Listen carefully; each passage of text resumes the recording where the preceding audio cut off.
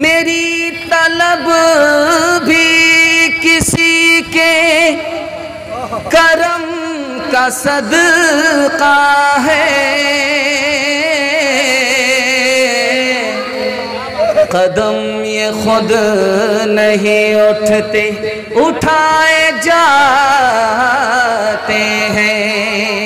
वो रौनक अंजुमन की है इन्हीं खलवत गज़ीनों में, वो रौनक अंजुमन की है इन्हीं खलवत गज़ीनों में। खुद जाहिल है, अपने बच्चे को जाहिल नहीं रखेंगे। हाथ उठाइए इंशाल्लाह। कुंवारे लोग हाथ मत उठाइएगा, बीवी तक कमू नहीं देखा, बाल बच्चा कहाँ से होगा। खैर 12 बज जाने के बाद बड़े बड़े से गलती होती है। दूसरा पैगाम आ रहा है, बहुत ध्यान से सुनिएगा। आप लोग का दिल टूट रहा है मजमा, लेकिन टूटा नहीं है, अल्लाह का शुक्र है। आप थोड़ा सा साथ देंगे, जलसा आपका आखिर वक्त में निकल जाएगा। साथ देंगे, हाथ उठाइए इंशाल्लाह। दूसरा पैगाम आ रहा है, ध्यान से सुनिएगा। इमाम राजी जैसे लोग पैदा क्यों नहीं हो रहे, और पढ़े लिखे लोग ज़्यादा लालची क्यों होते? ये नमूना मैं आपके पास लेकर के आ रहा हूँ। पढ़े लिखे लोग हैं, लालची हैं, पैसे का लालच ज़्यादा है। क्यों? इसकी क्या वजह है?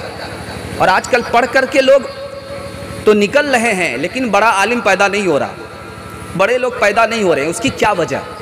ये मैं आपको बताने के लिए जा रहा हूँ 2-3 मिनट में। मुकम्मल तैयार है सुनने के लिए? हाथ उठाइए इंशाल्लाह। दायां बायां सुनेंगे, हाथ उठाइए इंशाल्लाह। ये देखिए, रांचियाँ आप लोग को भेजेंगे, इसके बगैर कोई चारा नहीं है। ज़रा ध्यान दीजिएगा।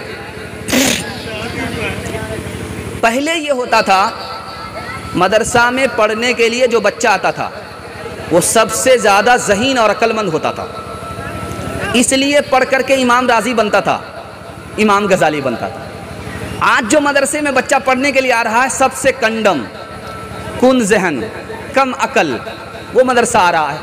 इसलिए मदरसे से इतने बड़े बड़े आलिम पैदा नहीं हो रहे। इंतखाब बदल गया। आज भी आप इंतखाब को सही कर लीजिए, जो ज़हीन बच्चा हो, अक्लमंद बच्चा हो, उसको मदरसा भेजिए, वो इमाम गज़ाली बन करके दिखाए। दूसरी बात याद रखिए, ये जो पढ़ने वाले लोग होते हैं, पढ़ लिख करके लालची होते हैं, पैसा के पीछे भागते हैं। इसकी वजह क्या होती है? ये पढ़ने से पहले लालची होते हैं, पढ़ने से पहले गरीब होते हैं, गरीब भी होते हैं, लालची भी होते हैं। और जब पढ़ लिख करके फारिग होते हैं तो सब कुछ चली जाती है, आदत नहीं जाती है। पढ़ लिखने के बाद भी वो आदत नहीं जाती है। तीसरी मिसाल ला रहा हूँ, इसको ध्यान से सुनिएगा। निज़ामुल मलिक बादशाह गुजरा है, उसने मदरसा बनाया। मदरसे के बच्चे से पूछा कि तू क्या बनना चाहता है? कि मैं बादशाह बनना चाहता हूँ। कहा इन्ना लिल्लाह। मदरसे में पढ़ करके बादशाह बनना चाहता है, एक नंबर का दुनियादार। इन्ना लिल्लाह पढ़ा। दूसरे बच्चे से पूछा कि तू क्या बनना चाहता है? कहा मेरा बाप सिपह सालार है, मैं सिपह सालार बनना चाहता हूँ। बादशाह ने फिर इन्ना लिल्लाह पढ़ा। तीसरे बच्चे से पूछा कि तू क्या पढ़ना चाहता है? कहा मेरा बाप वज़ीर है, मैं वज़ीर बनना चाहता हूँ। फिर बादशाह ने इन्ना लिल्लाह पढ़ा। बादशाह ने सोचा कि इस मदरसे पर मैं बिल्डोज़र चला दूंगा, ये मदरसा दुनियादारी का अड्डा बन रहा है, इसको ख़त्म कर दूंगा। जाते जाते कोने में एक बच्चा मिला, वही इमाम गज़ाली थे। सोचा कि इससे भी पूछ ले ये क्या बनना चाह रहा। तो इमाम गज़ाली से पूछा कि आप क्या बनना चाहते हो? तो कहा मैं कुछ नहीं बनना चाहता हूँ, मैं तो सिर्फ ये मदरसे में इसलिए आया हूँ पढ़ने के लिए ताकि मुझे ये पता चले मैं खुदा के एहसान का हक़ कैसे अदा करूँ, खुदा की नेमत का शुक्र कैसे अदा करूँ। बादशाह ने उस बच्चे के माथे को चूम लिया, सर पर हाथ रखा। तू बाकी है, मदरसा बाकी है, अगर तू नहीं रहता मदरसे पर बिल्डोज़र चला देता। आखिरी मिसाल दे रहा हूँ, पैगाम को ख़त्म कर रहा हूँ। 33 साल मदरसे में तालीम हासिल किया। उस तालिब इल्म से पूछा जा रहा है तूने क्या हासिल किया? कहा 8 सबक मिला है और कुछ नहीं। कहा 33 साल में 8 सबक? कहा मुझे इससे ज़्यादा की ज़रूरत नहीं। उस्ताद को हैरत हुई, कैसा तालिब इल्म है, 33 साल में सिर्फ 8 सबक हासिल किया है, 8 ही इल्म हासिल हुए हैं, इसके अलावा नहीं। तो कहा क्या हासिल हुआ? कहा पहला सबक जो मुझे मदरसे से मिला वो ये मिला कि बाकी रहने वाली अगर कोई चीज़ है तो इंसान का अमल है और कुछ नहीं है। कहा कि दूसरी चीज़ क्या हासिल किया? कहा कि नफ्स को उसकी ख्वाहिश से रोक दो, अल्लाह तुम्हें सीधे जन्नत में दाखिल कर देगा। कहा तीसरी चीज़ क्या हासिल किया? कहा दुनिया वालों के पास जो कुछ है वो ख़त्म होने वाला है, जो अल्लाह के पास है वो बाकी रहने वाला है, इसलिए मैंने राह खुदा में माल खर्च कर दिया। कहा चौथी चीज़ क्या हासिल हुई? कहा लोग ख़ानदान पर फ़ख्र करते हैं, ख़ानदान पर फ़ख्र करते हैं, और फ़ख्र करने वाली चीज़ अगर अल्लाह के यहाँ है तो तकवा है, खौफ खुदा है। मैंने मदरसे से ये हासिल किया। कहा कि पांचवी चीज़ क्या हासिल हुई? कि मैं हसद किसी से नहीं करता हूँ, क्यों? मैं अपने मुक़द्दर पर ईमान रखता हूँ। कहा कि छठी चीज़ हासिल क्या हुई? कि मैंने सबको दुश्मन नहीं बनाया, शैतान को दुश्मन बनाया, क्योंकि यही बिगाड़ता है। मदरसे से मैंने ये हासिल किया। कहा कि छठी चीज़ क्या हासिल हुई?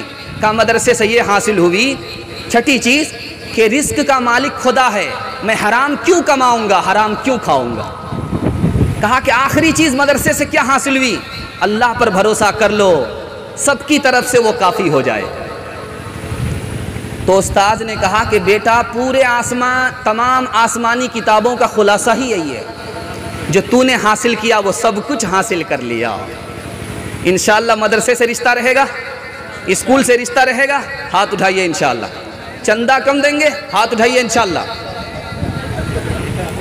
मिसाल दे रहा हूँ, पैगाम को ख़त्म कर रहा हूँ, एक लतीफ़े पर पैगाम को ख़त्म कर रहा हूँ। ज़रा ध्यान से सुनिएगा, ध्यान से सुनिएगा, ज़रा ध्यान से सुनिएगा, आप लोग बहुत ध्यान से सुनिएगा। मुझे आप लोगों की तरफ से मुकम्मल इत्मीनान है, लेकिन आपकी तवज्जो इधर उधर जो बढ़ जाती है तो मेरी परेशानी बढ़ जाती है। आप लोग बहुत ध्यान से सुन लीजिए, मैं आपकी पेशानी को देख रहा हूँ, मैं आपको थकने नहीं दूंगा, इससे पहले आपका जलसा ख़त्म करके दुआ करा दूंगा। ज़रा ध्यान दीजिएगा, एक लतीफ़े पर इस पैगाम को ख़त्म कर रहा हूँ। आग से ज़्यादा ताकतवर कौन सी चीज़ है? लोहा है, बड़ी सी बड़ी चीज़ को काट देती है। और लोहा से ज़्यादा ताकतवर कौन सी चीज़ है? आग है, जो लोहे को गला देती है। और तीसरी चीज़ क्या है? आग से भी ज़्यादा ताकतवर कौन सी चीज़ है? पानी है, जो आग को बुझा देता है। और पानी से ज़्यादा ताकतवर कौन सी चीज़ है? इंसान है, जो पानी को पी जाता है। और इंसान से ज़्यादा ताकतवर कौन है? तो मौत है, जो इंसान को खा जाती है। मौत से बढ़कर के कौन सी चीज़ है? सदका है, जो मौत की बला को टाल देती है। और सदका से बढ़कर के कौन है? मौलवी है, जो सदके को खा जाता है। मेरी तलब भी किसी के करम का सदका है, कदम ये खुद नहीं उठते, उठाए जाते हैं। खुदा तुझे किसी तोहफा से आशना कर दे, खुदा तुझे किसी तोहफा से आशना कर दे, कि तेरे बहर की मौजों में इज़्तिराब नहीं, तुझे किताब से मुमकिन नहीं फराग के तुझे किताब से मुमकिन नहीं फराग के तू किताब खां है, मगर किताब खां है, मगर साहिबे किताब नहीं। किताब खां है मगर साहिबे किताब नहीं। अस्सलामुअलैकुम नाजरीन, आप देख रहे हैं SB मीडिया यूट्यूब चैनल। दोस्तों, अगर आपने अभी तक मेरा इस चैनल को सब्सक्राइब नहीं किया है, बराए मेहरबानी इस चैनल को सब्सक्राइब करें, लाइक करें और अपनी राय कमेंट में ज़रूर पेश करें। तो हमें बताएंगे आपको मेरा यह वीडियो कैसा लगा। अगर पसंद आ जाए तो चैनल को सब्सक्राइब करके मेरा हौसला अफजाई फरमाएँ। मिलते हैं अगले वीडियो में। खुदा हाफ़िज़।